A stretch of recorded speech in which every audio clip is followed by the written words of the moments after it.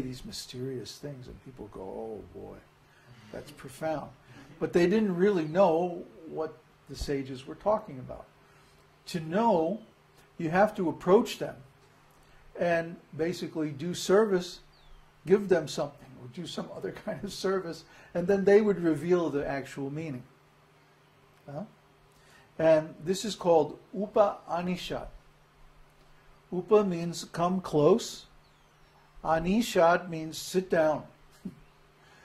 So come close to the spiritual master and sit down and inquire into the actual meaning of these strange sayings in the Vedas. Then, because the spiritual master has been initiated into the esoteric teaching, he can give the meaning. He can explain the secrets of the scriptures. Nobody else can actually explain it. So, in the days when the Vedic culture was still going, was still prevalent all around the world, then someone could easily find a spiritual master and get this knowledge. But now, it's very difficult to find a qualified spiritual master. So, we have to go back to the original Vedanta and clear up all these mysterious sayings. For example, the first saying is Atato Brahma Jignasa. Atato means now, at the present time. Brahma means the supreme absolute truth. And Jignasa means to develop a desire for inquiring into it. So you see the mood.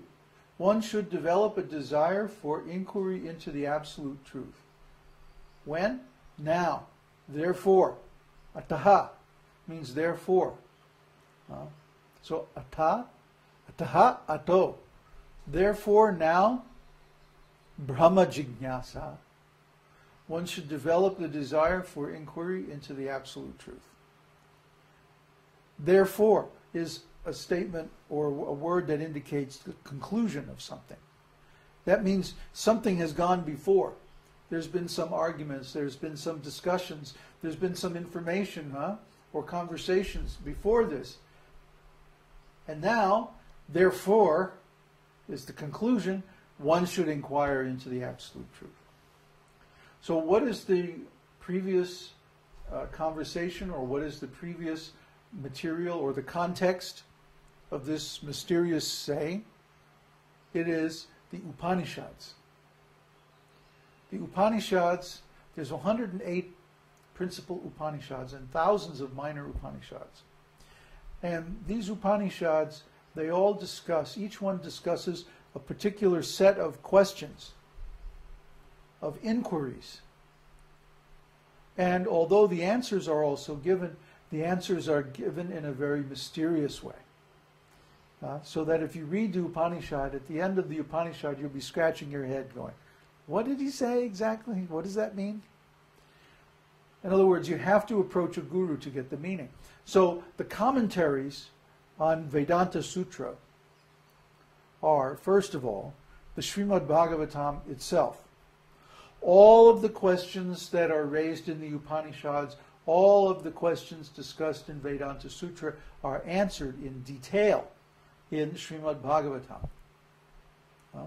But maybe even after reading Srimad Bhagavatam, someone still doesn't understand. So all the Vaishnavacharyas have written commentaries on Vedanta Sutra. Vishwanath Chakravarti Thakur, Srinivasacharya, Madhvacharya, all the great Vaishnavacharyas of all four lineages have written commentaries on Vedanta. Therefore, if we really want to understand Vedanta Sutra, we have to go through these commentaries and understand the meaning. And then all the secrets of the Upanishads are unlocked. They become obvious. There's no need for speculation, no need for guesswork, no need to get all, mysterious and obscure, try to, understand things in a mystical way.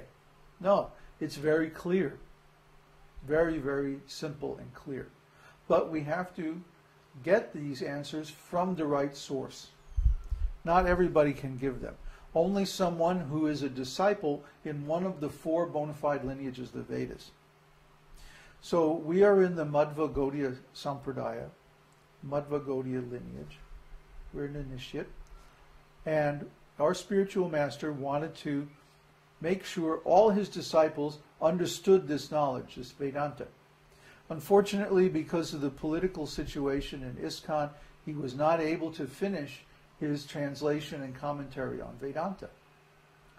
That means some of his disciples have to do it. Why is this so important? Because Srila Prabhupada made this knowledge specifically a condition for becoming an initiating guru in the lineage of Lord Chaitanya.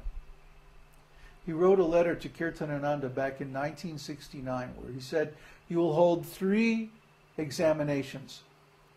The first one is on Sri Ishopanishad and Bhagavad Gita, and that's called Bhakti Shastri.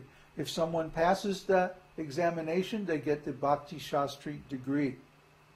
And the next examination is on teachings of Lord Chaitanya, Chaitanya Charitamrita, and some other small books.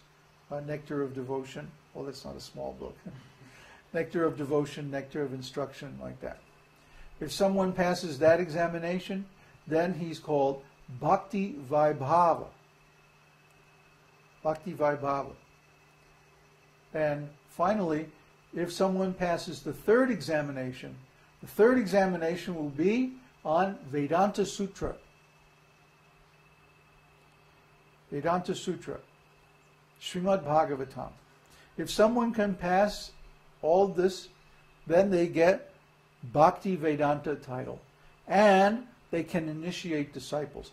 This is the only letter, the only instruction historically ever given by Srila Prabhupada where he discusses exactly how you become an initiating guru in our lineage.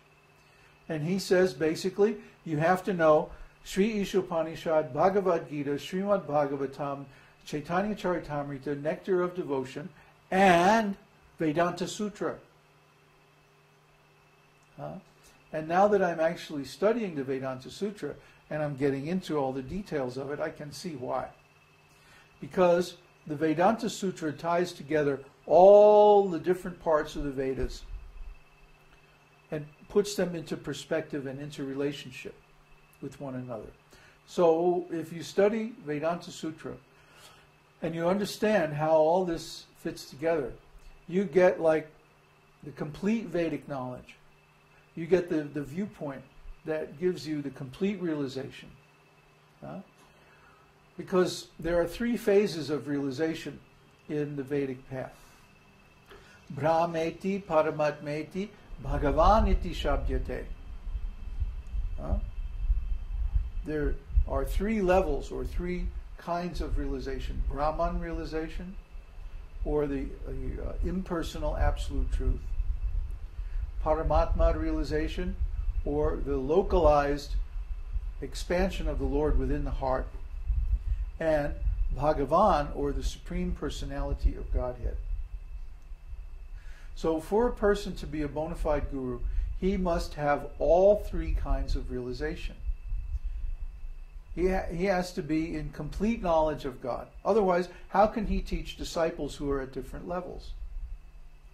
How can he give the knowledge in just the right way to people who are realizing God in all these different flavors or different aspects?